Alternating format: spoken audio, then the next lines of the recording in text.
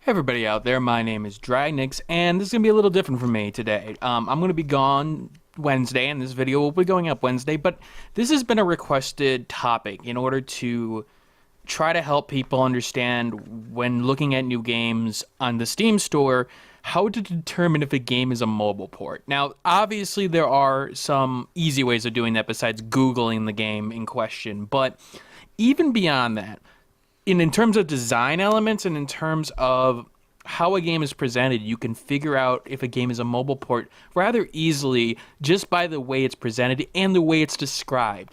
So I've got 4 games here. 3 of them are mobile games and 1 of them are not. One looks like a mobile game, but in fact isn't. I'm going to show you exactly what I'm talking about. Let's go to the store page of Defend Your Life. This was a mobile port in terms of it was ported from the mobile platform to the PC. So let's take a first look at the first screenshot here. And I'm going to go over some elements in which you can identify how a game is designed via the mobile platform and why you can tell that. So let's first look at these over here. Now, you'll notice the item proximity here. There's a reasonable gap between every icon here. There's reasonable gaps all around. Because of touch controls, you obviously have spaces where you don't want them to be touching each other, really. You don't want them to be right next to each other so that you can accidentally slip. You want some space in between the icons so that your touch controls, and not only your touch controls, but your just basic user can touch these without forcing the other one. And so keep that in mind because of the fact that when it's presented like this, with other games that have like UI elements like this, you'll like World of Warcraft, for example, you'll have all them all right next to each other with very small lines between them at times, and usually numbered, for example. Here, no numbers as well, no keyboard controls associated. Obviously, this is a mouse-driven game, but that's usually a hint because there are elements in the PC community that are more common rather than the or the mobile community. You'll also note these 2 icons up here. The pause button, which doesn't make a lot of sense in terms of a game like on the PC, you would expect maybe the escape to go to a pause menu. You don't expect to see an actual menu icon on the screen itself. And again, there are certain games that will do that, but in most cases, mobile ports will show you that instead, which is again a little bit of a problem. And the book icon, again, things that don't seem to be really doing anything, like whatever this could be, this is usually an informational piece. On the mobile device, it makes sense because it's the only way to bring it up. But in the PC version, it doesn't make a lot of sense because, well, you have keyboard and menus and things like that. It's a holdover from the mobile platform. Now, I showed you the screenshot portion, but let's look at the description even more. And you can tell, just by the description alone, some of the things that are trying to sell the game on, which would make a lot of sense for the mobile platform, but not a lot for the PC platform. So for example, this phrase, everything in outstanding graphics. One thing you'll note in mobile game platforms is that it will always talk about graphics. It's got the best graphics out there. It doesn't necessarily talk about the use of those graphics. When you're talking about games like Skyrim or games like Far Cry 4, they'll talk about like environments. They'll talk about landscape. They'll talk about, the specific instance in what they're talking about. But when it comes to mobile games, what I've noticed is that they talk about things in graphical terms. Like, everything is in great graphics, outstanding graphics, we have the best graphics around. You don't see that a lot in the PC portion of it. This. Headphones. Use headphones for engaging audio experience, included original music and sound design. That seems like a stupid statement because of the fact that, well, okay, you either have speakers or headphones, but think about it on a mobile platform. Mobile makes a lot more sense because you just don't necessarily always use the headphone jack on your mobile device, not necessarily. In the case of your PC, that may switch up depending on the situation, but in most cases, when you talk about headphones on something, it's really talking about a mobile device just because, well, it's there. Now, one other thing here, the addictive gameplay portion. Addictive gameplay that will hook you in the human body for hours and hours. The thing is, when it talks about addictive gameplay, it's something that you can play on the go and play with you most of the time when it uses that word addictive. In particular with hours and time associated with it. You'll see games talk about addictive gameplay otherwise, but when it comes to the actual addictive gameplay and a time element to it, you'll see that more on mobile platforms. So you could tell that this description may have been taken from a mobile device or a mobile description. So that's one way. But let's take a look at a game that may not be a mobile port, and it's not. Now, like I talked about before, let's look at the icons here. Notice how in this game, the icons, yeah, you got these icons that are relatively separated here, but notice these. Notice how they're right next to each other, and there's barely any space between them. In a touch world, that sucks, because you may click like here, and you may get the help button, or you may get the options button. It's not very clear on that portion. So this suggests that this is an actual PC game, somewhat. Even with these circle elements down here, these circle elements are good for a nice touch interface, but there's also this. When you talk about the way that you sort of look at touchscreen elements, you would think, okay, well, I can hit this touch element here. These, these squares are all one thing that I can touch. But good mobile design actually doesn't usually use squares all that often in an effective way. And there's a reason for that, because there's bleed over. Again, if I touch here, am I touching the red or the yellow square? That may be hard to determine. You will actually see them use a lot more circle elements. And in particular with this element, the way that these units are sort of orientated, it's a little bit weird because of the diagonal portion of it. You don't usually see those diagonal portions on mobile games. All right, let's go and look at the description. Well, first of all, you can see that Total Biscuit did this, so obviously it's not a mobile game. But let's take a look. Okay, looks can be deceiving. Story, 4 players, soundtrack and music. When soundtrack and music comes into play, again, that's usually highlighted more in a PC or a console experience more than a mobile experience, just because a lot of people play mobile games with the sound off. They don't want to disturb anybody, or if it is, it's very down low at that point. So, again, there are little hints that you can always take about this.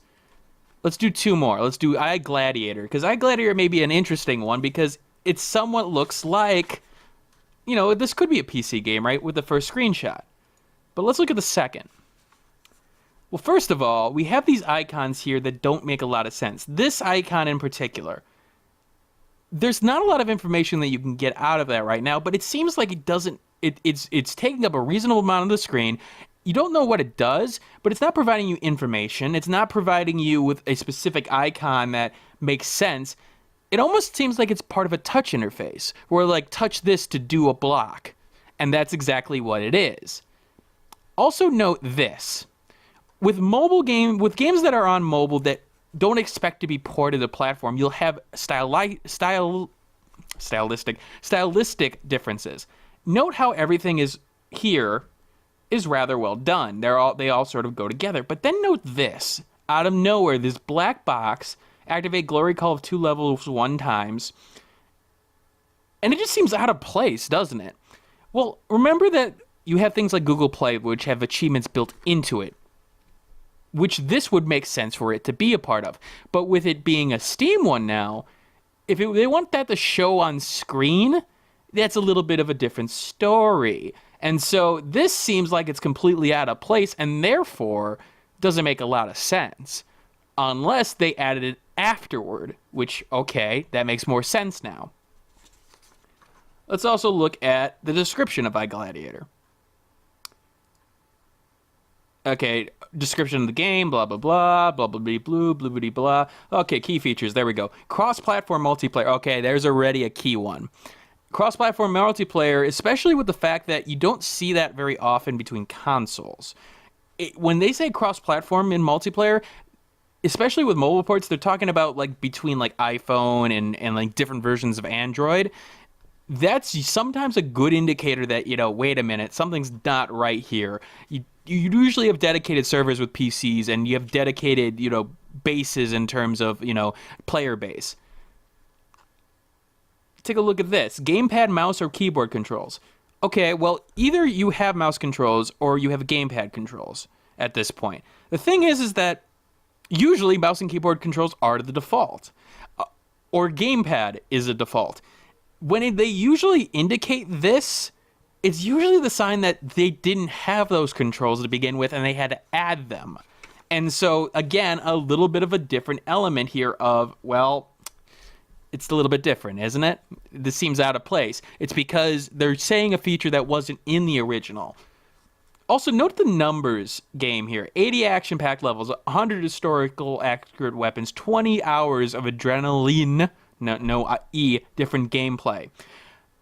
Again, with the specific hours of gameplay, you'll see that more often on the mobile port because it's just like, oh, you can play it more often because you want to download this instead of the 100 other apps that you've got. Again, there is some portions on the PC where it's easier to look up a game rather than the mobile portion. That's a good indication where if it's trying to play off of numbers, and especially with like 100 historically accurate weapons. Okay, that doesn't seem that great. I mean, compared to other games like, I don't know, Skyrim, it seems like, why are you boasting about that? But boasting about that on a mobile platform makes a lot more sense. All right, one last one, guys. Mighty Dungeons. This was a game that was ported from the mobile platform. Let's take a look at this first screen. Now, remember how I talked about icon? Well, I didn't talk about icons earlier, but specifically icons. What you'll notice with games in terms of like grid experiences, notice something here. All these icons are circular. And you actually see that a lot in games, like for example, Puzzles and Dragons. It's not a square in terms of your touch radius. It's actually a circle in terms of those gems. Why is that? Well, remember how I was talking about the grid experience before, how you touch here and whether or not you're touching this one or this one. Well, a circle fits within a square perfectly, depending on the radius. The radius or the diameter of the circle would be the length of a side. If they put it in a circle, there's a lot more room in which it can sort of keep negative space. So if I touch here, that's not touching anything. That's just not touching anything. There's a level of precision that you can add with that. And that's why you do see a lot of circular icons more on mobile games rather than anything else. Because the touch interface, because you need that precision, you want to put these areas where there isn't any precision needed, that you don't need to sort of activate on that. You want them to touch this middle portion where it's clear. That's what I need to hit. Also, notice the menu option. Again, you don't see that a lot on PC games where it's like, oh, hey, hit the menu. I could hit escape. I could hit a controller or pause. Why is that there? And the zoom function where it could be a keyboard control or a mouse control. Also, note lack of descriptions. Notice here that it doesn't really talk about the game that much. Maybe because they've talked about it before and they've just decided, let's just throw something quickly in there. Also notice graphics resolutions, for example, where it's just like, oh, 800 or higher. Wait, what? That's all you need? There can be times where the amount of the processor, the RAM, and the graphics combined make this seem like for a mobile experience. So I hope you got something out of this, guys. This is a little bit different for me. Again, I will be gone Wednesday because, I've got a bunch of things to take care of in my actual life that I've been putting off.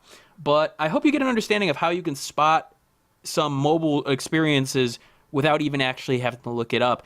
Always look it up, of course, when you go buy a game. Always look it up regardless of what the situation is. But even with that said, you can have hints to say, oh yeah, that's a mobile game without even noticing it. All right. I'll see you later.